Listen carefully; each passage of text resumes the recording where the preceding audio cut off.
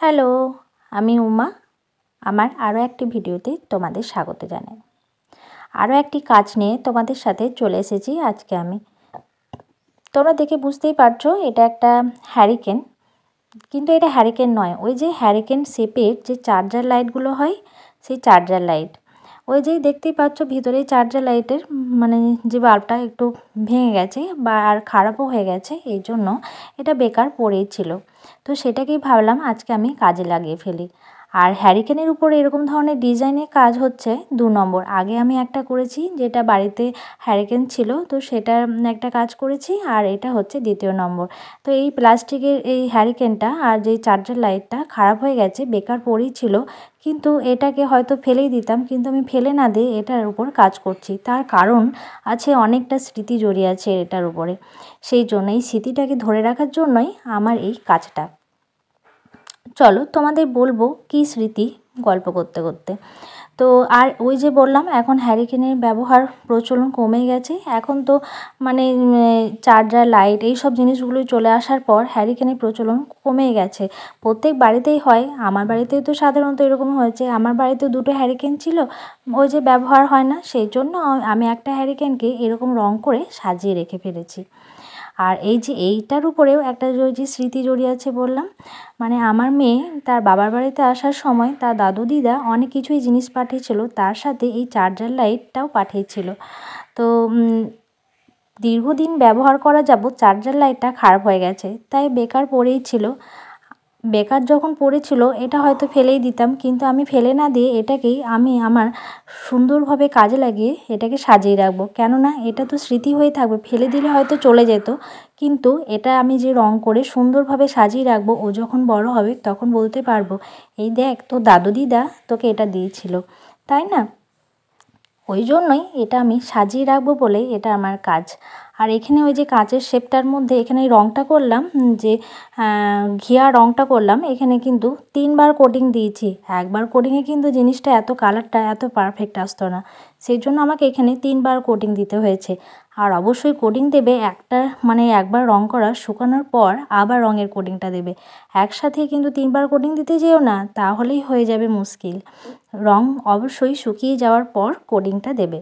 তো এখানে আমি এরকম ডিজাইন একটা করে নিচ্ছি। ডিজাইনটা তোমাদের কেমন লাগছে অবশ্যই জানিও। তোমরা চাইলে নিজেদের পছন্দ মতো ডিজাইন করে নিতে পারো। তোমাদের সাথে অ্যাকচুয়াল ব্যাপার হলো, এই সব ফেলে দেওয়া জিনিস দিয়ে যে মানে ঘর সাজানো যায়, বা ফেলে না দিয়ে যে অনেক কিছু বানানো যায়, এই সমস্ত জিনিসই শেয়ার করার জন্যই আমার এই আইডিয়াগুলো। তবে তোমাদের পছন্দ মতো ডিজাইন এগুলো তোমরা করতেই পারো, আমার ডিজাইন না নিয়ে। আর এই ডিজাইনটা কেমন লাগছে অবশ্যই জানিও। এখানে পদ্ম ফুলগুলো করলাম, আর এখানে হলুদ রং দিয়ে করলাম, কিন্তু পাপড়িগুলো ঠিক একটার সাথে একটা হাইলাইট মানে বোঝা যাচ্ছিল না, সেই জন্য হাইলাইটেড করার জন্য এখানে কমলা রং দিয়ে একটু মানে ডিটেলিং করে দিলাম। তো এরপর আমি ওই হ্যারিকেনে বাকি যে রঙগুলো করব, মানে সেইগুলো তোমাদের সাথে শেয়ার করছি। তোমরা ডিজাইনগুলো ওই যে বললাম তোমাদের পছন্দ মতো ডিজাইন করতে পারো।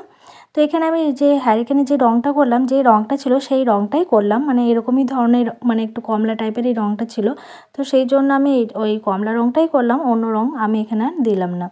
আর ডিজাইনটা ওই যে বললাম নিজের পছন্দ মতো ডিজাইন তোমরা করতে পারো। দেখবে অনেক জিনিসই ফেলে দেওয়ার আগেই এরকম, মানে যারা আমরা আর্টিস্ট থাকি তারা দেখবে সব জিনিসই ফেলে দেওয়ার আগেই মানে মাথার মধ্যে ঘুরপাক করে, এটা দিয়ে কিছু বানানো যাবে না তো, এটা দিয়ে কিছু করা যাবে না তো, ফেলে দেবো, থাক রেখেই দিই। মানে যেটা সাধারণত আমার সাথে হয় আর কি।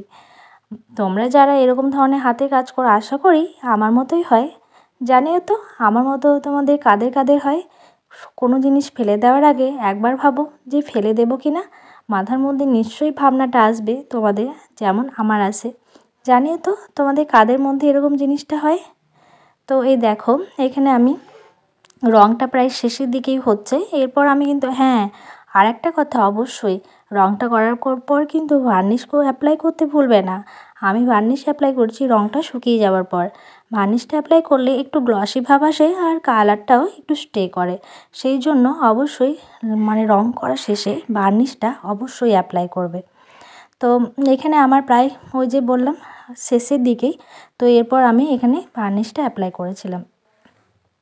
তোমরা যারা আমার পেজ বা ইউটিউব থেকে দেখছো, তারা যারা নতুন দেখছো অবশ্যই আমার কাজগুলো দেখো, পিছনের কাজগুলো দেখতে পাবে অনেক ফেলে দেওয়া জিনিস দিয়েই আমি অনেক কিছু বানিয়েছি।